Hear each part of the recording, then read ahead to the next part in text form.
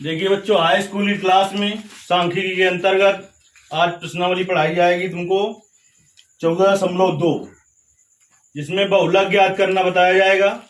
और तीनों चीजें ज्ञात करना वैसे हम बता चुके हैं। 14.1 प्रश्नावली कोचिंग में पढ़ चुकी है, इसलिए जो ऑनलाइन वाले लड़के जुड़े हैं अभी उनको जो 14.1 प्रश्नावली होगी उसका हल बाद में दे दिया जाएगा।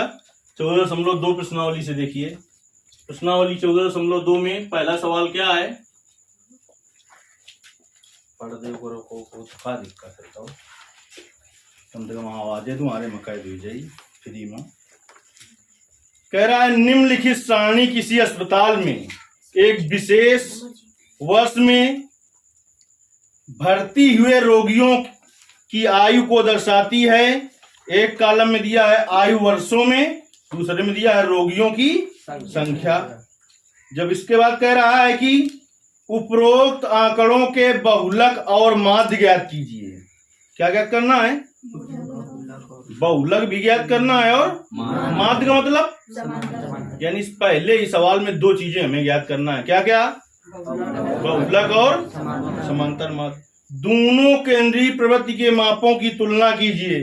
देखिए केंद्रीय प्रवृत्ति जो दिया है आपका, इसके अंतर्गत क्या क्या आता है? केंद्रीय प्रवृत्ति के अंतर्गत आता है आपका तीन चीजें हमने बताई थी, वही आती हैं। क्या क्या?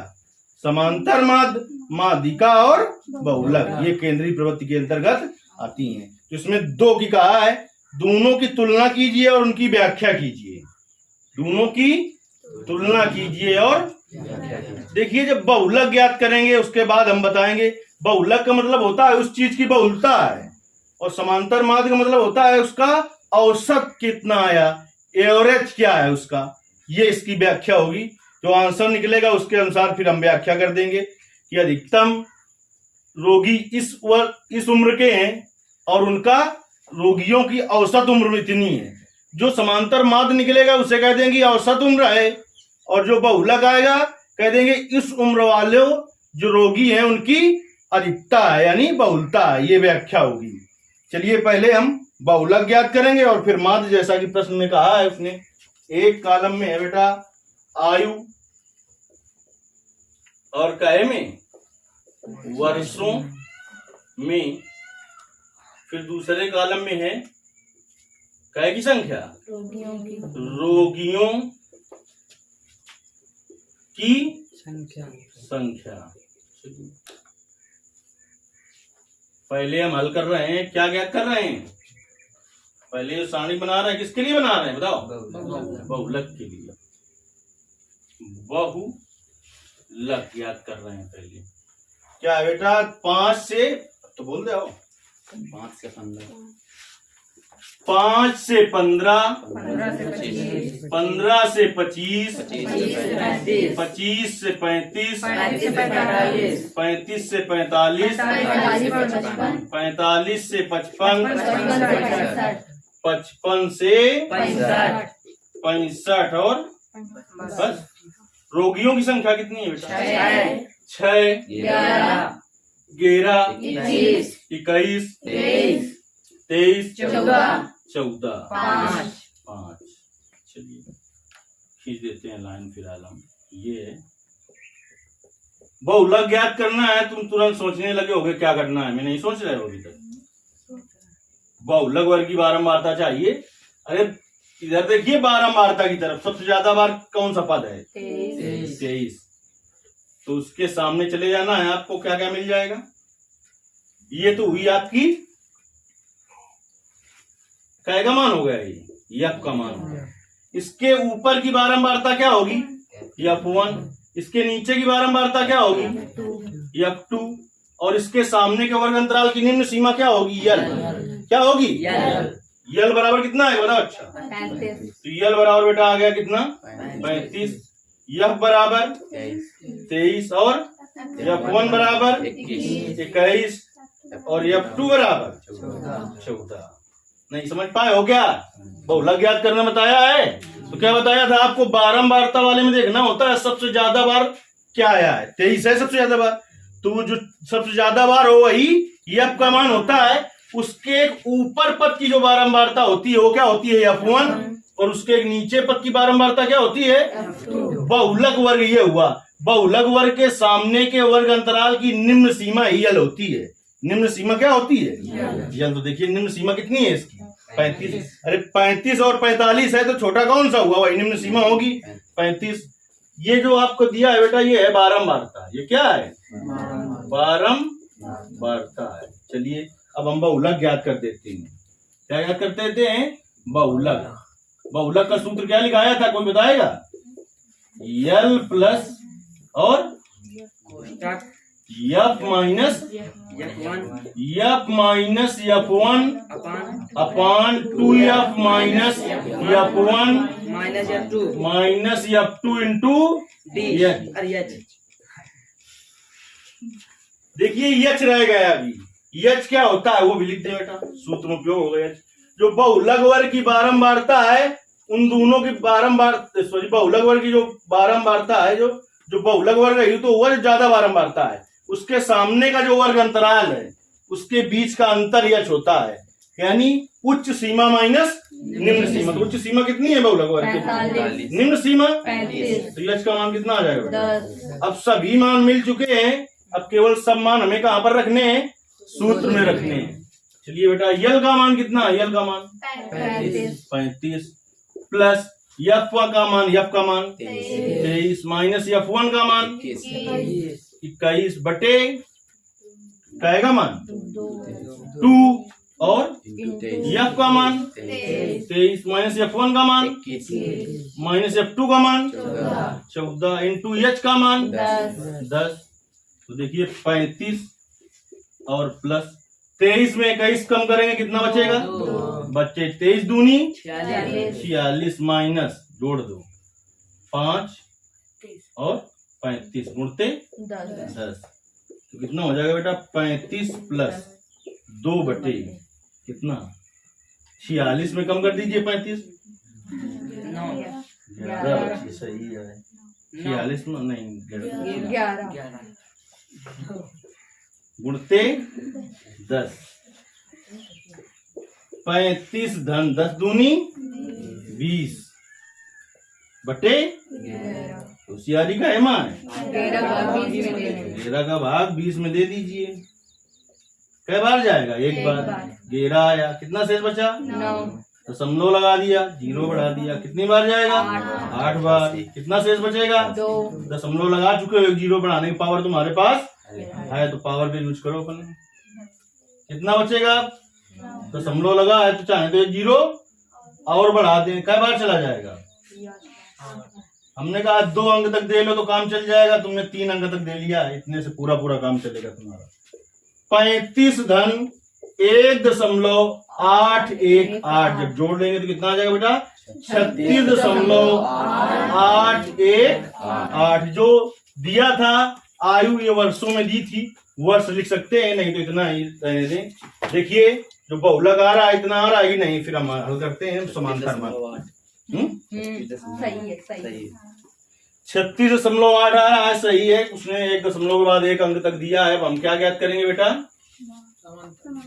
समांतर माध्य ज्ञात करेंगे। तो समांतर माध्य ज्ञात करने का तरीका तुम्हें पता है? नहीं पता है तो हम तुम्हें बता दे रहे हैं क्या होता है।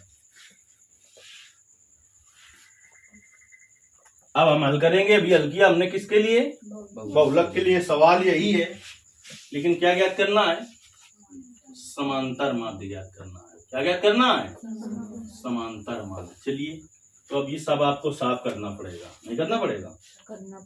आपका उसी से काम नहीं चलेगा, सारणी से अलग से बना लीजिए, ज्यादा अच्छा है। ठीक, ठोंग लगा नहीं मिटा रहा हूँ, मिटाइयो।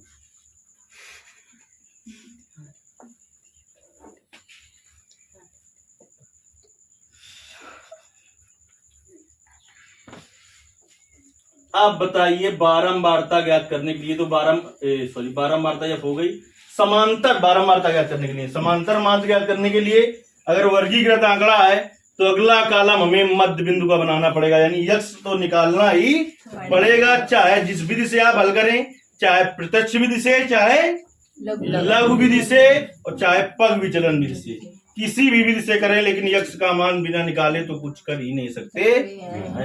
तो चलिए अब मध्य बिंदु निकाल लें हम। अगला कॉलम का बना दें मध्य बिंदु का है।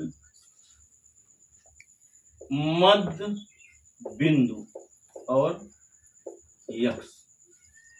देखिए मध्य बिंदु निकालना आप अच्छी तरीके से जानते हैं, नहीं जानते हो? वर्ग अंतराल की दोनों सीमाओं को जोड़कर 2 से भाग देने पर मध्य बिंदु यक्स का मान मिल जाता है। तो एक है 15, एक है 5, दोनों को जोड़ो 20, 2 का भाग दो कितना है 10। फिर ऐसा करिए बेटा 25 और 15 40, 2 का भाग दो 20, फिर 25 कितना आएगा 30, फिर कितना आएगा फिर कितना आएगा फिर कितना आएगा। ये तब 10-10 बढ़ा के आप लिख सकते हैं जब ऊपर से नीचे तक पूरे में कैसा हो, समान अंतर में हो। अगर समान अंतर में नहीं है तो मध्य बिंदु निकालने की विधि वही है कि दोनों सीमाओं को जोड़ो, वर्ग अंतराल की दोनों सीमाओं को जोड़ो और 2 से भाग दो। अब आप बताओ किस विधि से ज्ञात करना चाहते हो? इसे हम प्रत्यक्ष विधि से।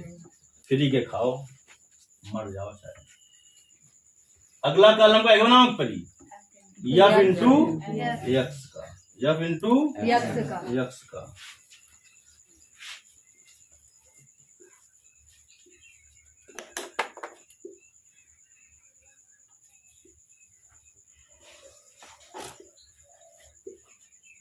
F into x. यफ का मान देखिए कितना 6, यक्स का मान 10, गुणा करोगे कितना आ जाएगा 60। यफ का मान 11 और यक्स का मान 20, 11 दूनी 220 हो जाएगा। फिर इसका मान कितना है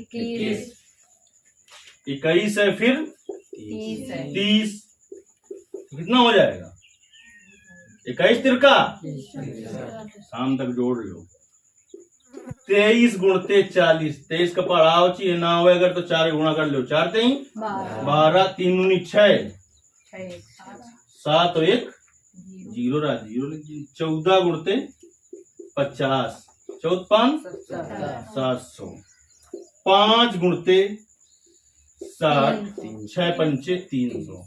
अब हमें समेशन एफ एक्स का मान चाहिए, समेशन एफ का मान चाहिए, क्योंकि प्रत्यक्ष विधि से समांतर माध्य ज्ञात करने 7 की जगह 920 होगा। हाँ 4 दूनी 8 1 9 बता और सही है गुणा। प्रत्यक्ष विधि से समांतर माध्य ज्ञात करने के लिए किसकी जरूरत पड़ती है? समेशन एफ एक्स और समेशन माने होता है योगफल। ये जितना आया इसको सभी को जोड़ना है और इसको सभी को जोड़ना है। जोड़िए सही से थोड़ा जल्दी जल्दी।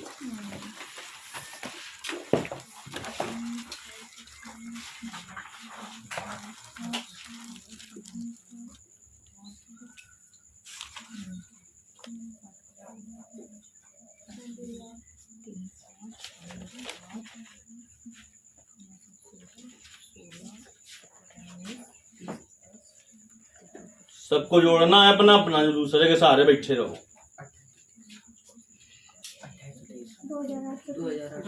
2830 ये आ गया बेटा। अब इसके भी योग की जरूरत पड़ेगी समेशन, अब जोड़ लो कितना आएगा।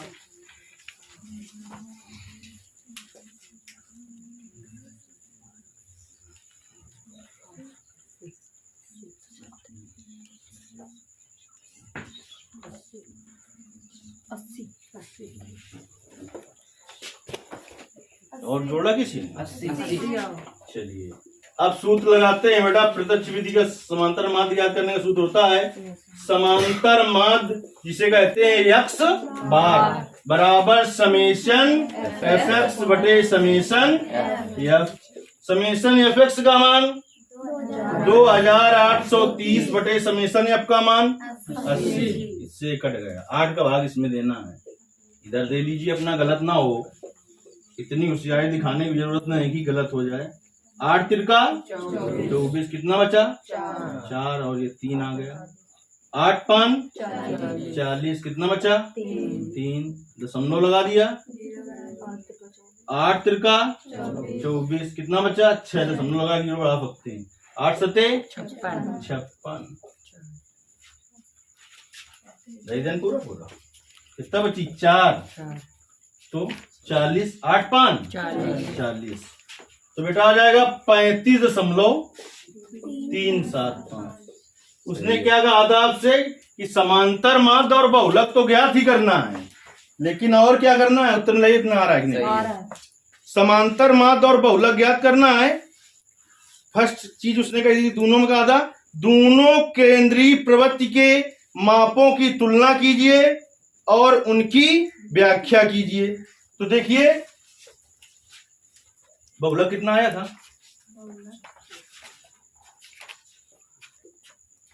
36.818। 36.818।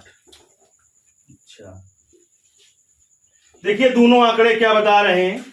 इस सवाल में दिया था आयु वर्षों में और फिर दिया था रोगियों की संख्या। ये बता रहा है आंकड़ा कि जो 36.8 उम्र वाले जो हैं रोगी, वो उनकी बहुलता है। यानी बहुलता किसकी है? जिनकी उम्र 36.8 वर्ष के लगभग है, उन रोगियों की अधिकता है। वो रोगी किसमें? अधिकता में। लेकिन पूरे जो रोगी हैं, इनका अगर औसत निकालें तो औसत में क्या आएगा? औसत आएगा कि 35.3 वर्ष वाले हैं अधिक। औसत पूरे का निकालें। औसत माने होता है कुल पदों का योग बटे कुल पदों की संख्या। इसकी व्याख्या में ही लिखेंगे कि रोगियों की औसत आयु कितनी होगी? रोगियों की औसत आयु 35.3 वर्ष होगी और 36.8 वर्ष औसत आयु वाले रोगियों की बहुलता होगी। यानी ज्यादा रोगी किस आयु वर्ष के होंगे? 36.8। लेकिन पूरे रोगियों का औसत निकालें अगर, एवरेज जिसे कहते हैं, वो कितना निकलेगा? ये सवाल पहला हल हुआ। अगर किसी को कहीं कुछ समझने में दिक्कत हो तो बताइए, आ जाएगा ना? किसी को दिक्कत? आगे सवाल बताया जाए। क्या हुआ? दिक्कत हो किसी को तो बताओ, इसमें शर्माने की बात नहीं है। कहां से कैसा क्या होगा